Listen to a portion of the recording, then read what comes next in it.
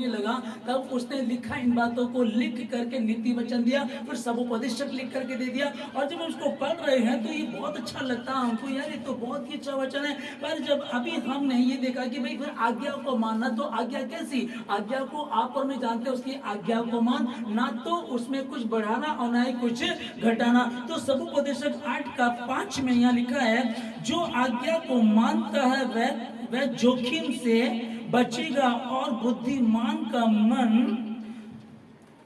समय और न्याय का भेद जानता है।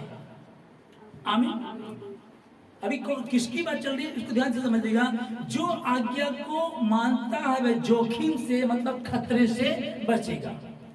कोई भी आपको कुछ भी खतरा आने वाला, जब अब परमेश्वर की आज्ञाओं को मानते हैं और परमेश्वर के अनुसार चलते हैं, जब वो तुम पर भेदों को प्रकट करता है, आने वाली मुसीबतों से तुमको बचाता है। अभी बाइबल में हम देखें कि यहोवा का भय मानने वाला कौन था? यूसुफ यहोवा का भय मानता था, और परमेश्वर पहले से ही उस पर भेदों को प्रकट किया करता था, भेद प्रकट करता था।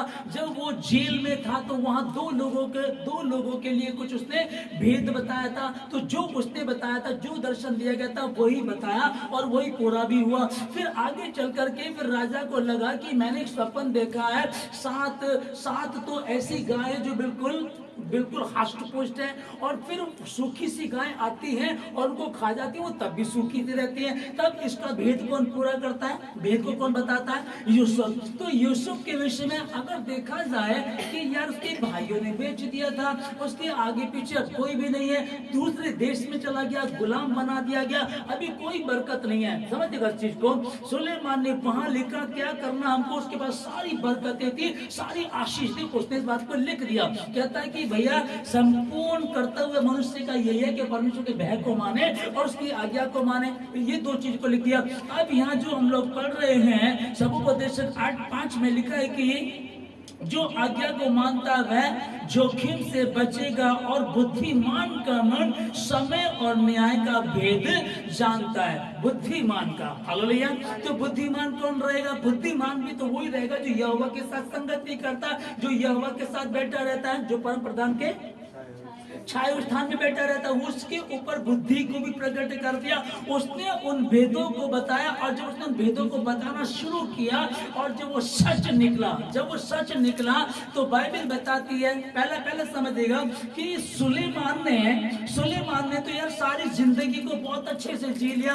अब ये बता रहा हमको, भैया तुम ना ऐसे गलत काम मत करना, ये मत करना, ये करना ठीक नहीं है। आपको बस यहोवा का भय मानना, ये मनुष्य का संपूर्ण करता हुआ है। अब कोई कहने लगे यार खुद की तो कितनी पत्नियां थी, खुद तो यार कितनी ऐश की है, खुद तो यार कैसा जीवन था, आज अपने जिंदगी तो जी लिया और हमको सिखा रहा है। कई बार होता है ना, माता पिता बच्चों को समझाते हैं। कई बार मैंने सुना है कोई किसी को समझा रहा, कहता अपनी जिंदगी तो जी ली और हमको कह रहा है कि ऐसे चलो, सीधे बनो। होता ना कई बार ऐसा।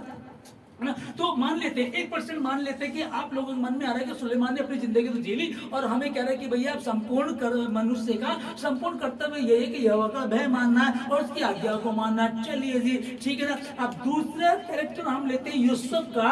अब यूसुफ के पास तो कुछ भी नहीं था, उसके पास तो कुछ भी नहीं था, जीरो था। पहले खट्टे में डाल दिया, फिर बेच दिया, फिर औरत पे इल्जाम लगाया, फिर जेल में पड़ा, इसके पास कुछ भी नहीं था। लेकिन ये यहोवा का भय मानता था, और यहोवा के भय मानने के कारण परमेश्वर ने इसको बुद्धि दी, सब समय का भेद बताया, भेदों को प्रकट करने की बुद्धि इसके पास थी। जब राजा को वो सपन आया, उसने इसके सपन का अर्थ बताया कि इसका मतलब ये है, और उसने जब मतलब बता दिया तो उसने कहा क्या हमें इससे अच्छा इंसान और कोई मिल सकता है?